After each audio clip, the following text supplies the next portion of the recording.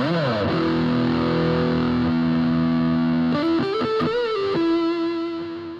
this video, I'm going to show you how to make a magnetic knife block. If you haven't seen a magnetic knife block before, you stick it onto the wall and then your knife will just stick straight onto it. I've made this square black one, so this is just a painted bit of wood. I've also got one with an aluminium fascia. Total cost for these is under £5. If you make a few of them, they'll probably be even cheaper. I used some pre-cut craft squares from eBay. You'll also need some rare earth magnets, and then if you want paint and aluminium, you'll need that as well. You don't need table saws or any heavy sort of workshop equipment, just standard hand tools will be fine to make this. When you're working with these magnets, be pretty careful with them. Least significantly, a couple of them can pinch your skin and it can be a little bit painful. But if a child or an animal were to swallow a couple of those, they can snap together inside your stomach and nip your vital organs together and cause a bit of damage. They'll also damage mechanical watches, hard drives, computers and things like that. So just make sure you keep them out of the way and don't leave them lying around. You can make these any shape or size that you want. It's quite easy to buy the longer type, which you can store multiple knives onto them. So for my use, I just wanted to store one single knife in a tighter area. So I've made them in a square. You can do them how you want. For tools and materials, you're going to need some pieces of wood, uniformly sized. These ones are about 100mm square and about 3mm thick. They don't have to be exactly 3mm thick, but you wouldn't want to go probably much thinner or much thicker. We'll come on to that later. You're going to need some rare earth magnets, some sort of a drill. If you've got a pillar drill, that's better, but it doesn't really matter. You're going to need some adhesive and a drill bit approximately the same size, or exactly the same size as the magnets if possible. For optional equipment, if you want to make it look a bit nicer at the end, you're going to need some sort of a paint or stain if it's nicer wood, some sandpaper, and if you're thirsty on the way, get yourself a beer to do it with. Now, depending on where you're going to put your magnetic holder, yours may well be a different size or shape. So before you start drilling, work out approximately what you want it to look like. Should go without saying. And also work out how thick you want your magnetic holder to be. It might be tempting when you're on the workbench to think you want it really thin, so it'll sit nice and flush up against the wall. If you're like me and going to be using it to hold knives, if it was very flush and sitting up here like this, when you try and grab that, you can see there the handle's going to be hitting the wall, and even if it wasn't hitting the wall, if it's a little bit further out, you're not going to have enough room to get your fist around it. I'm going to be using 6 plate, which gives a total thickness of about 20mm. So I think 20mm is about right for my use. If you're holding smaller things, bigger things, you might want to make it thicker. Shouldn't make much difference to the overall design. We're going to have a fascia plate, so you want to get your best bit of wood for that piece, especially if you're going to be staining it. There's going to be a magnet holder, 2 buffer plates, and then there's going to be sort of a recess or a cavity where the screw head or bolt holes are going to fit if you're screwing yours onto the wall, and then there's going to be the wall plate where your screws will go through. If you're planning to just stick yours onto the wall, you might not need any other holes other than the magnet holder. The next thing you need to work out is how many magnets you're going to be using. I've got this size of magnet, approximately 15mm in diameter, 3mm in depth. I've got 15mm drill bit and some approximately 3mm sheets of wood, so that should make my life quite convenient. When you buy these magnets, it'll tell you roughly how much force they're going to be pulling. So this is meant to be able to pick up over 3 kilograms. Clearly when it's going through another material, that's going to weaken that force. So the next thing to check is how many magnets you want to use based on your use. To get the type of thing that you're going to be hanging on it, I'm going to be hanging knives on mine. You can just hold up the magnet to it, to the back of the card, put the knife onto the front of it, and you can see there that it's clearly working. If I were to hold it and let go of the knife, it's just going to drop, so clearly one magnet isn't enough. So while you're doing this test, just be careful. Best practice is probably to wrap up the knife, because when you're trying to pull these apart, they're actually quite difficult. You don't want to pull it and then end up slicing your hand open, so just be careful with that.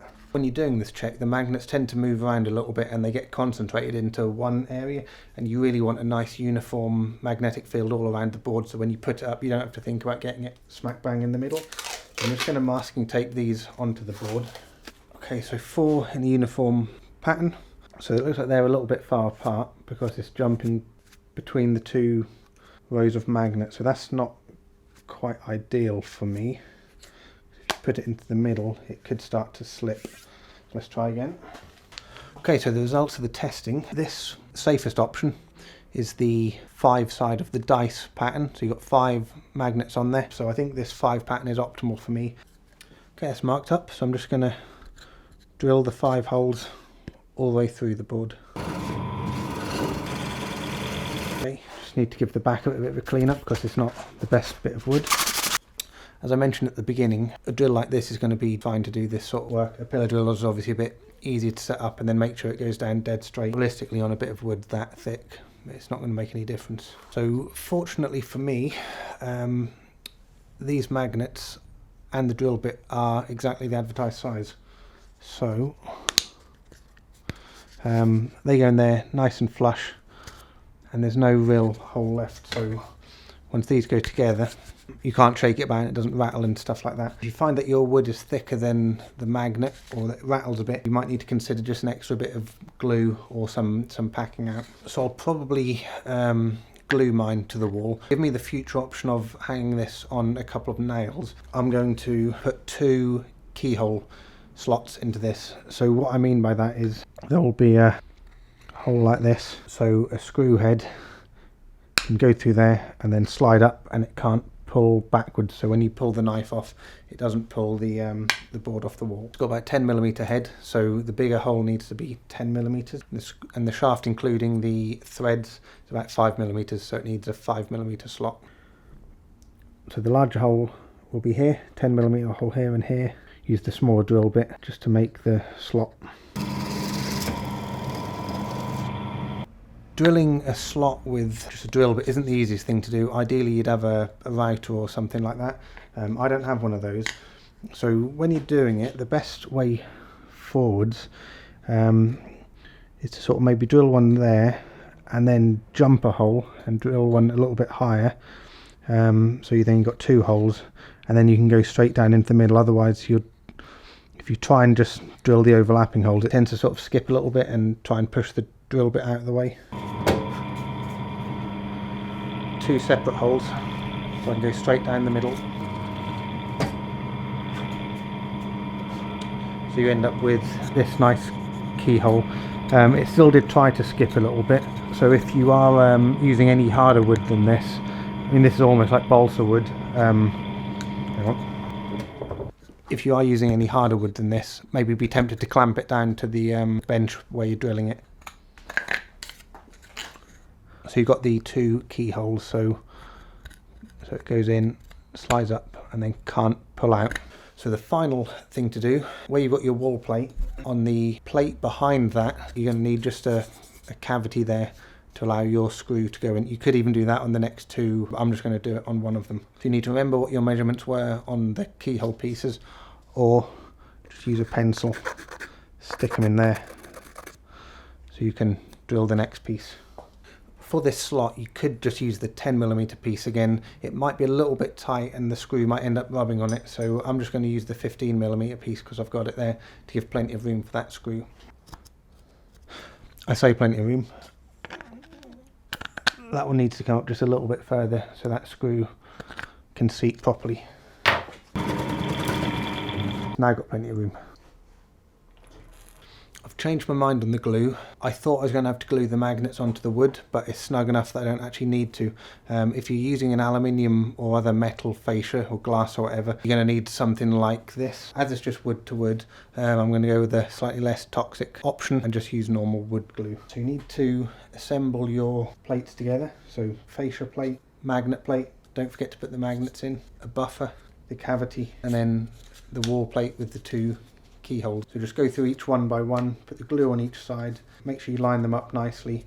It's quite slow drying, so it doesn't really matter initially. Then you're going to have to square it up together and clamp it.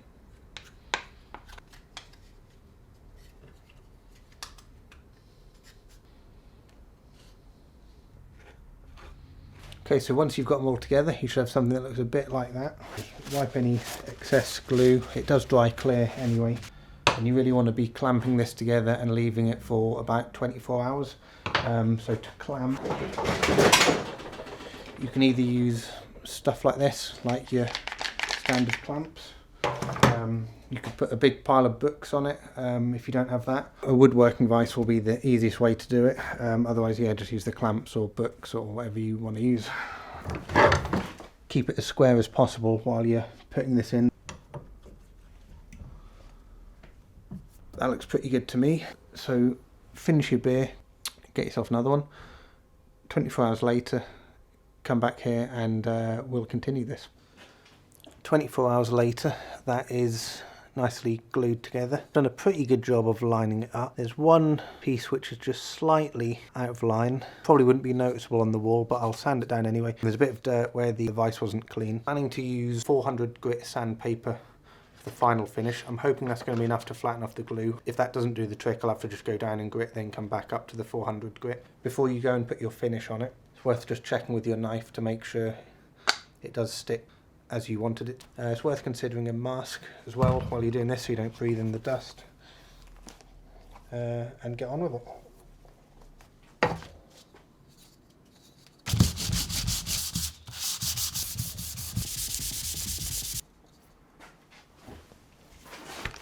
It's now up to my standards. I'm going to paint it with some primer and some just black paint. I've run out of the primer version of this, so I'll use the airbrush, but use whatever you want. I'm just going to put a lens cap on so I don't ruin the camera. While you're spray painting, a dust mask won't help, so you need a proper mask with a decent filter on it. As a general rule, if you can smell the paint, that means you're doing something wrong.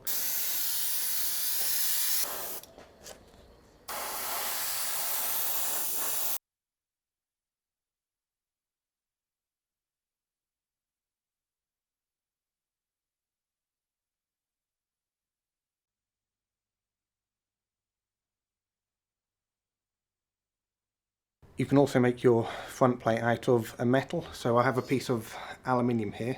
I'd recommend aluminium over steel or stainless steel for a few reasons. Firstly, this is not a ferrous metal, so it won't attract a magnet and it won't absorb the magnetism going through the metal. I don't know what the technical term for that is. Second reason is because it's softer, it's going to be easier to work with, and also it won't blunt or scratch your knives as much as a harder metal. It's also not corrosive. Obviously stainless steel isn't corrosive either.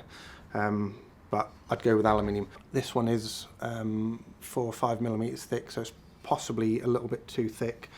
You certainly don't need it that thick anyway for a front plate. I tested the magnets and they do go through it fine.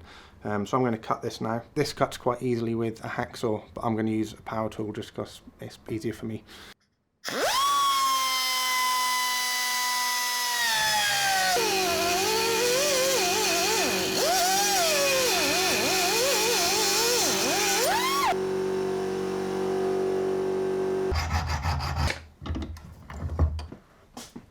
Okay, edges are deburred, flattened, rounded off, so I just need to sand it down to give it a nice brushed finish now.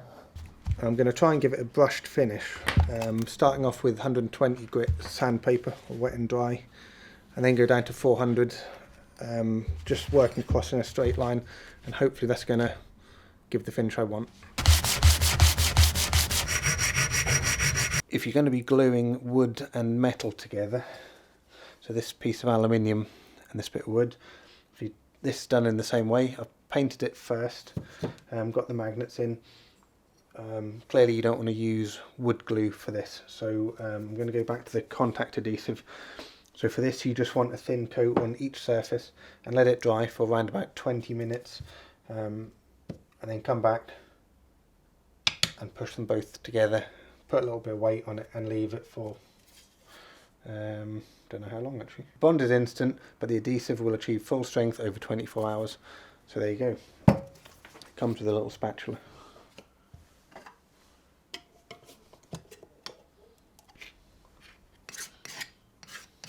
So these are touch dry now. This will bond to each other pretty much instantly, so you need to line it up before you put it down. Don't try and put it down, then wiggle it around because it doesn't really work.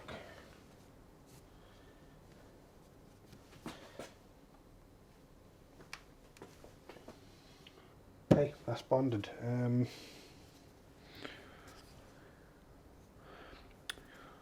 I'll clean up this surface once it's dry. I'm going to take it into the warm, give it 24 hours, and then see where we are. Okay, here's the finished article. This has been done with 240 grit sandpaper. You can do it with what you want. 400 grit is probably about the finest you want to go. You might want to try 800. It does get a bit shinier at that point, and it might not grip quite as well, and it could be sliding, but just experiment around. You'll also find the aluminium scratches quite easily, but it's better that than scratching your knife or blunting your knife. There it is. There's the end product. And there it is with the knife.